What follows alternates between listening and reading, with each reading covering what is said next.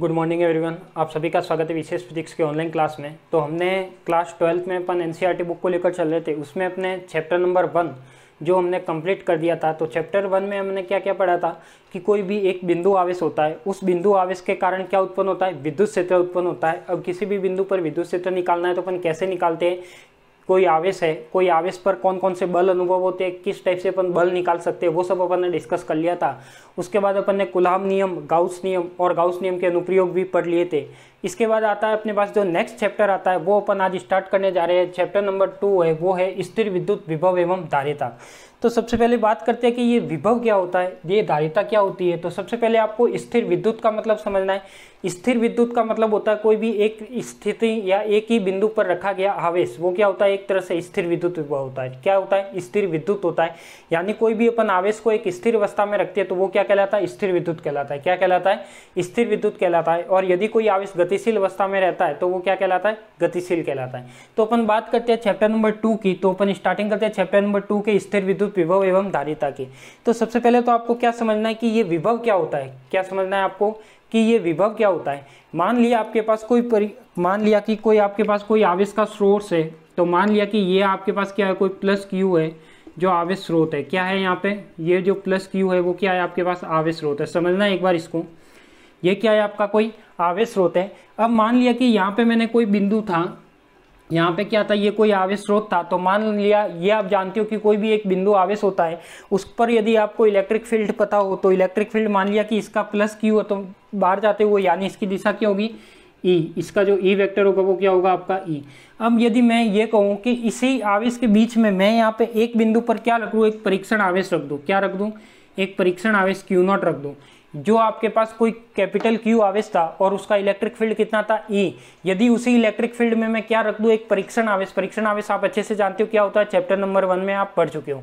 तो जो परीक्षण आवेश है, परीक्षण आवेश को मैंने कहां पर रख दिया, इसके पास में रख दिया, यानी इस फील्ड के अंदर रखे। यानी कोई विद्युत क्षेत्र E था, उसमें मैंने कोई परीक्षण आवेश Q0 को लाके रख दिया। अब ये जब मैं किसी इलेक्ट्रिक फील्ड में यदि कोई परीक्षण आवेश को लाके रखता हूं तो फिर क्या होगा, जब किसी विद्युत क्षेत्र E में यदि किसी में आवेश को लाके रखता हूं तो उस पर लगने वाला बल कौन सा कहलाता है, स्थिर विद्युत बल। कौन सा कहलाता है, स्थिर विद्युत बल। तो वो स्थिर विद्युत बल कौन सा होगा, आपका Fe क्या होगा, Q0 E वेक्टर। यही होगा, बताओ यही होगा। यानी क्या है, आपके पास जो स्थिर विद्युत बल होगा, इस परीक्षण आवेश पर लगने वाला बल होगा वो क्या होगा, इलेक्ट्रिक फील्ड के कारण Q0 E वेक्टर होगा। अब देखो ये क्या है, इस पर जब कोई इलेक्ट्रिक फील्ड लग रहा है तो ये आवेश क्या होगा, गतिशील होने का प्रयास करेगा। क्या होने का प्रयास करेगा, गतिशील होने का प्रयास करेगा। गतिशील क्यों, क्योंकि देखो यहाँ पे भी क्या है, आपका आवेश स्रोत है, कैसा है, पॉजिटिव है। यहाँ भी क्या, ये एक परीक्षण आवेश है, ये भी कैसा है, आपका पॉजिटिव है। तो ये क्या करेगा, कुछ ना कुछ बल अनुभव करेगा, कुछ ना कुछ बल अनुभव करेगा। तो अपन जानते कि जब दोनों आवेश क्या है, एक जैसे है, यानी प्लस प्लस आवेश है, तो ये कैसे होंगे, आपके पास प्रतिकर्षित होंगे। प्रतिकर्षित होंगे तो मैं कह सकता हूं कि इस पर कुछ ना कुछ बल अनुभव होगा। क्या होगा, कुछ ना कुछ बल अनुभव होगा। यानी ये जो आवेश है वो हो सकता है इसके पास आए या हो सकता है इससे दूर जाए, यानी कुछ ना कुछ इसमें क्रिया होगी। तो मान लेता हूं मैं यहाँ पे एक बिंदु B मान लेता हूँ। क्या मान लेता हूँ, एक बिंदु B मान लेता हूँ। यहाँ पे मैंने एक बिंदु B मान लिया और यहाँ पे मैंने एक बिंदु A मान लिया। क्या मान लिया मैंने, यहाँ पर एक बिंदु B मान लिया और यहाँ पर मैंने क्या मान लिया, एक बिंदु A मान लिया। अब मैं यहाँ पे कह सकता हूँ कि यदि कोई भी विद्युत क्षेत्र था, विद्युत क्षेत्र के अंदर मैंने कोई परीक्षण आवेश Q0 को रखा तो उस पर लगने वाला बल कौन सा था, स्थिर विद्युत बल कितना था, Fe Q0 E vector, Q0 E vector. ठीक है, तो ये बल आपका पहले से लग रहा था। अब मैं क्या करता हूं, ये बल तो आपका पहले से लग रहा है। अब मैं क्या करता हूं, इस आवेश को मैं लाना चाहता हूं इधर, इस बी बिंदु पर। यानी कोई परीक्षण आवेश था वो मैं किसी ए बिंदु पर था और ए से मैं कहां पे ला रहा हूं, बिंदु बी पर लाना चाहता हूं। तो मुझे कुछ ना कुछ कार्य करना पड़ेगा। आप भी जानते हो कि मुझे कोई आवेश है, मान लिया कि ये कोई आपका आवेश है, इसे एक स्थान से दूसरे स्थान पर ले जाके रखना है। क्या करना है, एक स्थान से दूसरे स्थान पर ले जाके रखना है। तो देखो इस पे पहले से ही बल लग रहा है। देखो यहाँ पे ये परीक्षण आवेश था, ये आपका कैपिटल Q आवेश था, इनके बीच में लगने वाला बल कौन सा है, प्रतिकर्षण बल। अब यदि मैं इस आवेश को इसके इधर इस और पास में ले जाऊंगा तो ये क्या करेगा, ये तो उसको धक्का मारेगा कि भाई तू मेरे पास मत आ, तू दूर जा मेरे से, क्योंकि ये कैसा है, पॉजिटिव है, ये भी कैसा है, पॉजिटिव है। तो बिल्कुल वो ऐसा रोकेगा ही, उस आवेश जो आने वाला आवेश है उसको रोकेगा। तो अपन उसको क्या करेंगे, जबरदस्ती उसको ले जाकर रखेंगे उस बी बिंदु पे। कहां ले जाकर रखेंगे, बी बिंदु पर जबरदस्ती ले जाकर रखेंगे। और जबरदस्ती जब अपन ले जाकर रखेंगे यानी अपन को कुछ ना कुछ कार्य करना पड़ेगा। कितना कार्य करना पड़ेगा? जो ये वाला बल है, ये वाला जो आवेश है जो इस पर बल लगा रहा है, उससे ज्यादा बल क्या करना पड़ेगा? अपन को कार्य करना पड़ेगा, तभी अपन इस आवेश को कहां पर ले जा सकते हैं? बिंदु बी पर ले जा सकते हैं। क्लियर? तो आपको समझ में आ गया होगा क्या किया सबसे पहले कि मैंने कोई भी एक आवेश स्रोत माना कैपिटल Q, जिसका विद्युत क्षेत्र कितना था? Capital E। इस पे मैंने एक यहाँ पे मान लिया एक परीक्षण आवेश। परीक्षण आवेश यदि कोई विद्युत क्षेत्र E में रखते हैं तो उस पर लगने वाला बल क्या होता है आपका? Fe equal to QE vector. क्या होता है? स्थिर विद्युत बल कहते हैं, जिसे Fe equal to Q0 first chapter में आपने पढ़ा है। उसके बाद मैं क्या करता हूँ, इस Q0 आवेश को मैं यदि बिंदु B पर लाना चाहता हूँ, यानी इस पर मुझे लाने के लिए कुछ न कुछ कार्य करना पड़ेगा। क्या करना पड़ेगा? कुछ न कुछ कार्य करना पड़ेगा, क्योंकि ये आसानी से तो इधर आएगा नहीं, क्योंकि ये क्या करेगा? एक दूसरे को प्रतिकर्षित कर रहा है, ये इसको दूर भगा रहा है, तो ये आसानी से तो नहीं आएगा। तो मैं इसको क्या करूंगा? जबरदस्ती कैसे भी करके जबरदस्ती करके इसको बी बिंदु पर ले आऊंगा। तो बी बिंदु पर लाने के लिए मुझे कुछ न कुछ कार्य करना पड़ेगा। वो कार्य कितना करना पड़ेगा वो अपन यहाँ पे निकालते हैं। क्लियर? तो वो जो कार्य होता है वो स्थितिज ऊर्जा के रूप में संचित हो जाता है, वही आपका क्या कहलाता है? एक तरह से स्थिर विद्युत विभव कहलाता है। क्या कहलाता है? स्थिर विद्युत विभव कहलाता है। क्लियर? तो देखो यहाँ पे यदि मैं मानूं, यदि मैं मानूं तो क्या मानूं? देखो यहाँ पे यदि आप इसको इसकी थ्योरी लिखनी हो तो लिख लो, पहले 2-4 लाइन लिख लो इसकी। आप लिख लीजिए, पहले 2-4 लाइन लिख लीजिए इसकी। तो देखो यहाँ पे एक बार देखो आप, ये स्थिर विद्युत बल था, तो ये क्या था आपका? कोई परीक्षण आवेश था। इस परीक्षण आवेश को मैं यदि बिंदु ए से बिंदु बी पर लाऊंगा तो मुझे कुछ न कुछ कार्य करना पड़ेगा। अब वो कार्य कितना होगा? देखो कार्य होगा आपके पास कितना, यदि मैं इस आवेश को यहाँ पर ला रहा हूँ तो इस पर भी कौन सा? इलेक्ट्रिक फील्ड तो है ही, यानी जो एफ, जो अपन करने वाले कार्य है, यानी जो एफ एक्सटर्नल है, क्या है? एफ बाह्य बल है, वो कितना होगा आपके पास? Q0 का E होगा। क्या होगा? Q0 का E, बट ये क्या होगा? इसके ऑपोजिट दिशा में होगा। क्या होगा? इसके ऑपोजिट दिशा में होगा। मतलब क्या जो अपन बाह्य बल लगा रहे हैं वो तो किस ओर लगा रहे हैं? इस ओर, यानी E के क्या है? विपरीत है। तो यहाँ पे मैं लिख सकता हूँ कि जो FE है और जो F एक्सटर्नल है वो क्या है? एक दूसरे के विपरीत है। क्या है? एक दूसरे के विपरीत है, यानी FE इधर है तो F एक्सटर्नल क्या होगा आपका? इधर होगा। क्या होगा? F एक्सटर्नल इधर होगा। जब मैं इसके ऑपोजिट बल लगाऊंगा, यानी इतना का इतना बल मैं यदि इसका ऑपोजिट साइड में लगाऊं तो ये आवेश क्या करेगा? इधर आएगा, नहीं तो वो कहा जाता आगे की ओर जाता। क्लियर? तो इसमें आप लिख सकते हो माना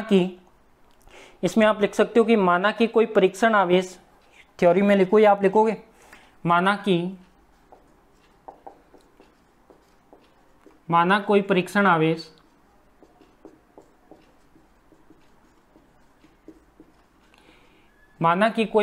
आवेश Q0 किसी विद्युत क्षेत्र E में, किसी विद्युत क्षेत्र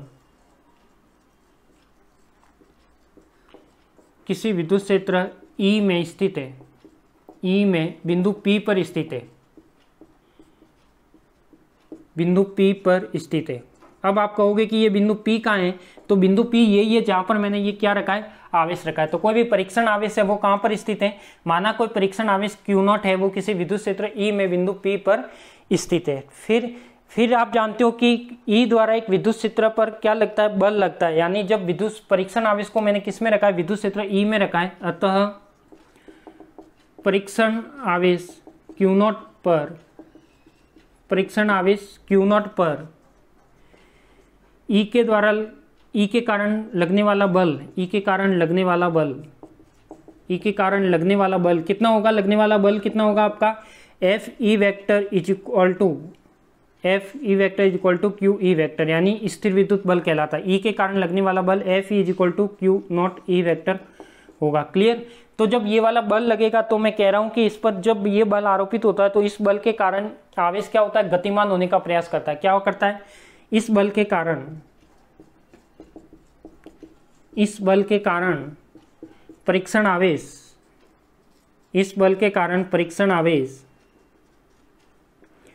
परीक्षण आवेश गतिमान होने का प्रयास करता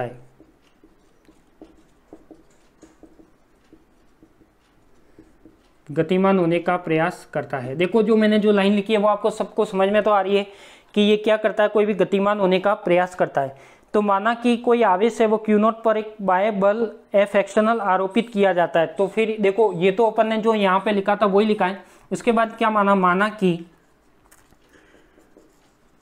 कि परीक्षण आवेश Q0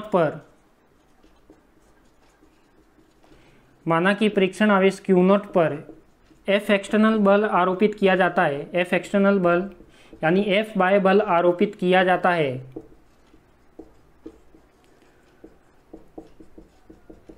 क्या जाता है, आरोपित किया जाता है, एफ एक्सटर्नल बल आरोपित किया जाता है, तो कह सकता हूं कि यह कैसा बल होगा, यह बल एफ ई के विपरीत दिशा में होगा। क्या होगा, यह बल एफ ई के विपरीत दिशा में होगा।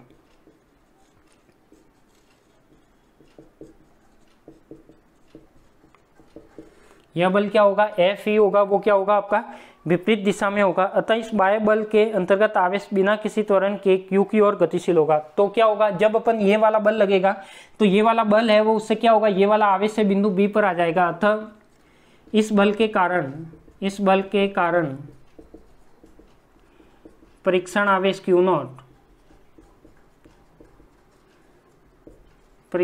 क्यू नॉट कैपिटल क्यू की ओर गतिशील होगा, कैपिटल क्यू की ओर गतिशील होगा।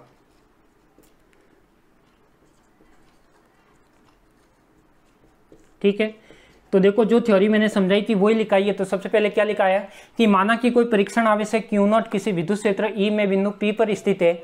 तो ये आपका परीक्षण आवेश था जो विद्युत क्षेत्र ई में किसी बिंदु पी पर स्थित था। ठीक है, फिर मैंने लिखा है कि यह परीक्षण आवेश क्यू नॉट पर ई के कारण लगने वाला बल। तो देखो जब परीक्षण आवेश को मैं विद्युत क्षेत्र में रखता हूँ तो उस पर लगने वाला बल क्या होगा, F E is equal to Q naught E vector होगा। ठीक है, वही मैंने लिखा है। अतः इस बल के कारण परीक्षण आवेश गतिमान होने का प्रयास करेगा, बिल्कुल करेगा, क्योंकि ये इस पर क्या लगा रहा है, कोई ना कोई बल लगा रहा है। तो माना कि एक कोई परीक्षण आवेश क्यू नॉट पर एफ एक्सटर्नल बल आरोपित किया जाता है। अब ये एफ एक्सटर्नल कितना है, इसका परिमाण में समान है, यानी दिशा में क्या है, विपरीत है। तो एफ एक्सटर्नल क्या होगा, इसके विपरीत लगेगा। तो मैंने लिखा है कि यह बल एफ ई के विपरीत दिशा में होगा। तो इस बल के कारण परीक्षण आवेश क्यू नॉट प्लस क्यू की ओर क्या होगा, आपका गतिशील होगा। क्लियर। तो आप जल्दी से ये वाला डायग्राम बनाइए और जो ये थ्योरी लिखी हुई है जल्दी से आप लिख लीजिए। यदि स्क्रीनशॉट लेना है तो स्क्रीनशॉट ले लीजिए।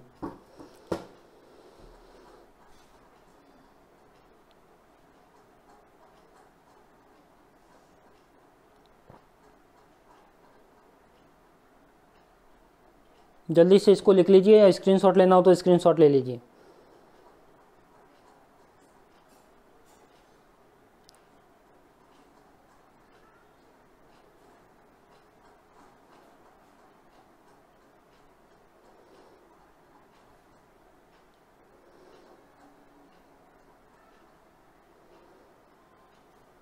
लिख दिया? लिख दिया होगा तो ये थ्योरी मैं हटा रहा हूं यहां से।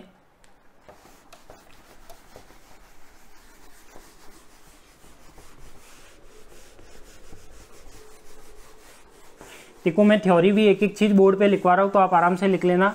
नोट्स आपके आराम से बन रहे होंगे, मेरे अकॉर्डिंग तो अच्छे ही नोट्स बन रहे होंगे। आप ट्राई करोगे एक बार पढ़ने की तो अच्छे से समझ में भी आएगा आपको। तो देखो अब अपने को क्या करना है, तो ये वाला जो थ्योरी थी, वो जो डायग्राम था वो तो अपन ने मान लिया। फिर मैं क्या लिखता हूँ कि इस प्रकार बाह्य बल द्वारा परीक्षण आवेश क्यू नॉट को, तो यानी क्या लिखता हूं मैं यहाँ पे कि बाह्य बल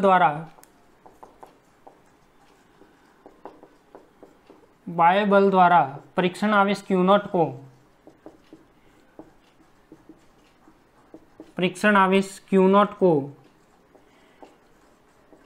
बिंदु ए से बिंदु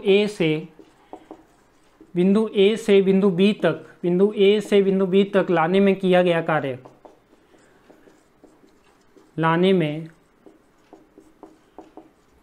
कार्य, तो देखो ये लाने में किया गया कार्य कितना होगा, तो यहाँ पे कार्य कैसे लिखोगे आप, देखो क्या है, बिंदु ए से बिंदु बी तक, यानी परीक्षण आवेश पहले क्या था, क्यू कहाँ पे था, स्टार्टिंग में प्रारंभिक बिंदु मान लेते हैं यहाँ पे था, उसको कहाँ ला रहे, ए से बी तक ला रहे हैं। तो उसमें किया गया कार्य यानी जो बल लगेगा वो कौन सा लगेगा, एफ एक्सटर्नल लगेगा। कितना लगेगा, इस एफ ई के विपरीत लगेगा। कितना लगेगा, एफ ई के विपरीत लगेगा। तो मैं लिख सकता हूँ कि यहाँ पे जो डब्ल्यू ए बी है, क्या लिखूंगा, W A B is equal to, यहाँ पे क्या आएगा आपका इंटीग्रेशन आएगा, और यहाँ पे क्या आएगा एफ एक्सटर्नल, और यहाँ पे क्या आएगा आपका डी आर, क्या आएगा आपका F external dot D R vector. ठीक है, तो ये एफ क्या है आपका वेक्टर फील्ड है, ये डी आर भी क्या होगा वेक्टर फील्ड।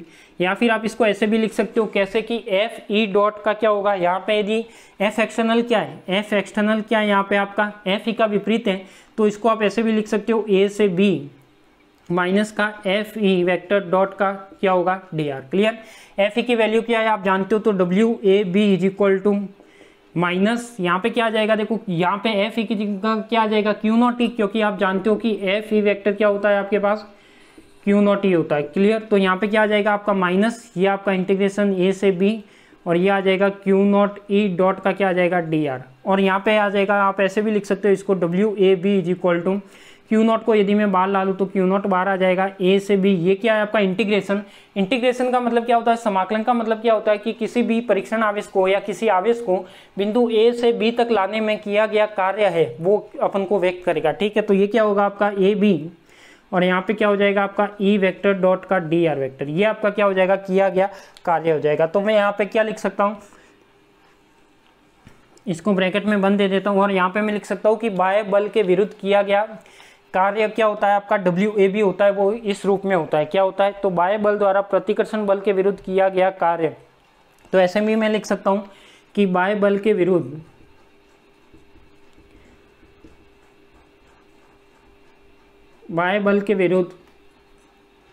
प्रतिकर्षण बल के विरुद्ध किया गया कार्य, प्रतिकर्षण बल के विरुद्ध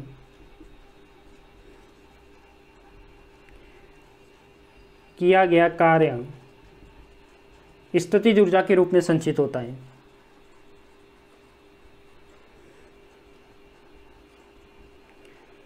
स्थितिज ऊर्जा के रूप में संचित होता है। ठीक है, तो इसे आप समझ सकते हो। तो क्या क्या किया देखो मैंने कि वही अपन ने थ्योरी लिखी थी वो तो ठीक है। उसके बाद मैंने क्या किया कि बाह्य बल द्वारा जो परीक्षण आवेश है उसको मैं यदि बिंदु ए से बी तक लाने में किया गया कार्य कितना होगा, तो डब्ल्यू ओ बी कहाँ से ए पॉइंट से बी पॉइंट तक ला रहे हैं तो ए से बी का क्या बना दिया मैंने, समाकलन बना दिया F external dot D R. यानी क्या होता है, बल इंटू विस्थापन। किया गया कार्य क्या होता है, कार्य यदि आपने 11th क्लास में कार्य का फॉर्मूला पढ़ा है, कार्य इज इक्वल टू क्या होता है, बल इंटू विस्थापन। यानी किसी भी वस्तु को एक स्थान से दूसरे स्थान तक करने में जो बल लगाते हैं वही क्या होता है, अपना एक कार्य होता है। तो अपन निकाल सकते हैं, देखो एफ एक्सटर्नल डॉट क्या हो जाएगा, डी आर क्या एक तरह से विस्थापन है। तो ये हो जाएगा, देखो एफ एक्सटर्नल कितना है, एफ एक्सटर्नल इसके बराबर है परंतु दिशा में क्या विपरीत है। यदि इसके समान होता, यदि इसी के समान दिशा में होता तो क्या जाता, ये क्यू नॉट इधर जाता, बी की ओर नहीं आता। बट अपन को तो क्या लाना, ए से बी की ओर लाना है, यानी जो पहले से बल लग रहा था उसके ऑपोजिट बल लगेगा। तो ये क्या हो जाएगा, माइनस का F E dot D R, क्योंकि ये जो एफ एक्सटर्नल है कितना होगा, माइनस का एफ ही होगा, दोनों एक दूसरे से ऑपोजिट है।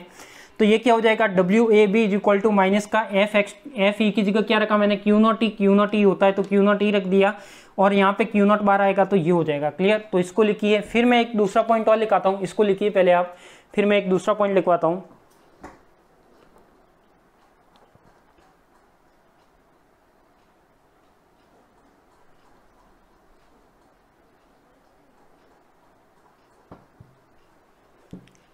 इसको लिख लीजिए, फिर मैं दूसरा पॉइंट लिखवाता हूँ नेक्स्ट। एक पॉइंट आपको ध्यान रखना है, स्थितिज ऊर्जा के रूप में तो जो भी आवेशित कण होता है वो किसी विद्युत क्षेत्र में होता है। तो ये भी आपको ध्यान रखना है कि जब कोई आवेशित कण किसी विद्युत क्षेत्र में होगा तो वो क्या करेगा, स्थितिज ऊर्जा उसमें होगी जरूर। ठीक है, तो यदि आपको ऐसी कोई टर्म है जो स्थितिज ऊर्जा के रूप में लिखनी है तो उसको कैसे लिखेंगे, तो वो देखते हैं। इसका स्क्रीनशॉट ले लीजिए। ठीक है, नेक्स्ट बात करता हूं मैं किसकी, इसके स्थितिज ऊर्जा वाले टर्म की।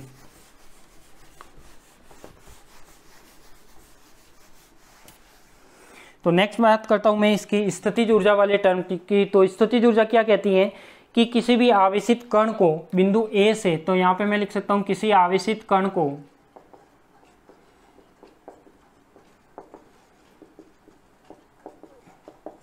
बिंदु ए से बिंदु बी तक लाने में प्रतिकर्षण बल के विरुद्ध किया गया कार्य, प्रतिकर्षण बल के विरुद्ध किया गया कार्य स्थितिज ऊर्जा के रूप में संचित हो जाता है। स्थितिज ऊर्जा के रूप में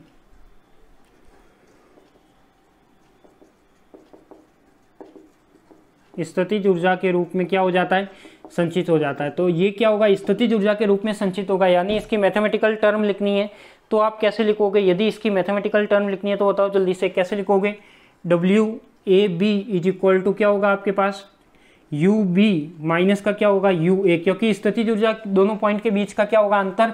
यानी कोई भी आवेश है वो एक बिंदु से दूसरे बिंदु तक ला रहे हैं तो लाने में किया गया कार्य होता है वो स्थितिज ऊर्जा के रूप में संचित होता है। यानी ये क्या होगा, उसके ऊर्जाओं का अंतर होगा। या फिर आप इसको ऐसे भी लिख सकते हो, W A B is equal to जो पहले लिखा था अपन ने माइनस का क्यू नॉट ए से लेकर बी तक और यहाँ पे क्या आ जाएगा आपका ई vector dot D R vector. Clear.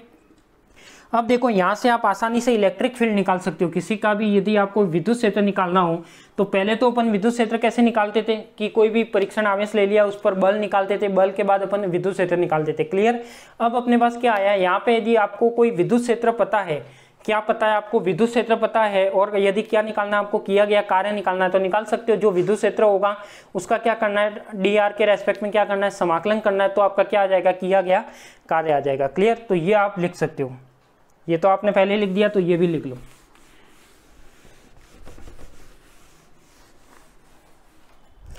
ठीक है। तो ये आपका एक जनरल सा इंट्रोडक्शन था कि ये विद्युत विभव के बारे में आप कैसे लिखते हो, जो किया गया कार्य होता है उसकी मैथमेटिकल टर्म कैसे लिखते हैं, और किया गया कार्य स्थितिज ऊर्जा में कैसे संचित होता है, तो वो मैंने आज आपको बताया। मतलब इस चैप्टर का जस्ट एक क्या बताया, आपका एक इंट्रोडक्शन बताया है कि मुझे कोई भी वस्तु है या कोई भी आवेशित वस्तु है, उसको मैं किसी एक स्थान से दूसरे स्थान, यानी कोई वस्तु यहाँ पे पड़ी थी, उसको मैं यहाँ से उठाकर यहाँ पे ले जाके रखूंगा, यहाँ से उठाकर यहाँ पे ले जाके रखूंगा, तो मुझे कुछ ना कुछ कार्य करना पड़ेगा। तो इस वस्तु को मैंने यहाँ से उठाया, उठाने के बाद मैंने यहाँ पे इसको ले गया, तो ले जाने में मेरे हाथ ने कुछ कार्य किया, मेरी बॉडी ने कुछ कार्य किया, वो कार्य कितना किया वही मैंने आपको यहाँ पे समझाया है। ठीक है।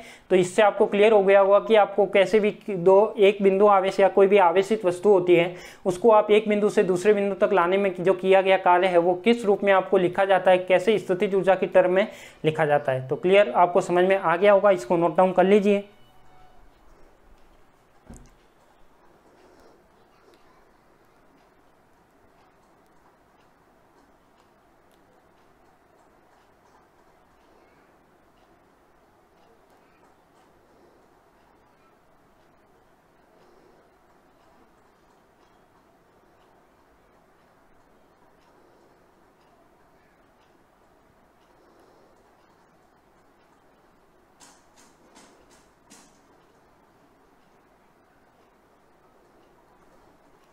लिख दिया होगा। अब मैं एक और पॉइंट की बात करता हूँ, थर्ड पॉइंट, एक नेक्स्ट इंपॉर्टेंट पॉइंट की बात करता हूँ। देखो यहाँ पे यदि मान लिया कि ये वाला जो ए बिंदु है वो यदि अनंत पर होता, तो यहाँ पे मैं लिख सकता हूँ यदि बिंदु ए अनंत पर हो, क्या हो, अनंत पर हो। यदि बिंदु ए अनंत पर होता तो मैं यहाँ पे क्या लिख सकता हूँ कि अनंत से किसी बिंदु पर आवेश को लाने में किया गया कार्य, आवेश को लाने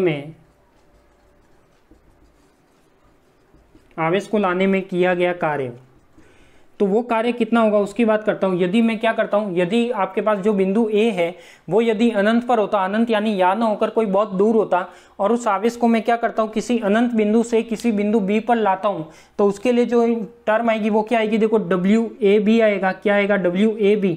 और आप जानते हो कि जो ए पॉइंट है वो तो क्या है, आपका अनंत है। तो WAB इज इक्वल टू क्या होगा, यहाँ पे क्या था आपका UB माइनस का UA था, क्या था आपका UB माइनस का UA। जब यहाँ पे UA अनंत हो जाएगा तो ये क्या हो जाएगा, WAB is equal to UB minus का क्या हो जाएगा, इन्फिनिट। यानी क्या बचेगा आपके पास, WAB इज इक्वल टू क्या बचेगा आपका UB। यानी अब इसमें स्थितिज ऊर्जा क्या होगी, जो बिंदु बी के कारण जो स्थितिज ऊर्जा होगी वो इसका किया गया क्या होगा, कार्य होगा, वो इसका किया गया क्या होगा, कार्य होगा। तो आप इसको ऐसे लिख सकते हो कि जब कोई अनंत से किसी बिंदु पर आवेश को लाने में किया गया कार्य होता है वो क्या होता है, जिस बिंदु पर लाया जाता है उसके स्थितिज ऊर्जा के क्या होता है, बराबर होता है। क्लियर। तो ये वाला पॉइंट भी आप नोट डाउन कर लो।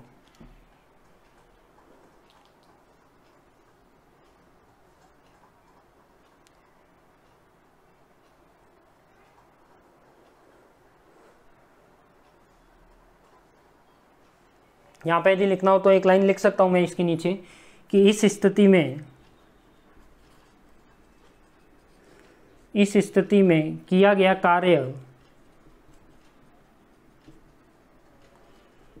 कार्य बिंदु बी के स्थितिज ऊर्जा के तुल्य होता है, बिंदु बी के स्थितिज ऊर्जा के तुल्य होता है।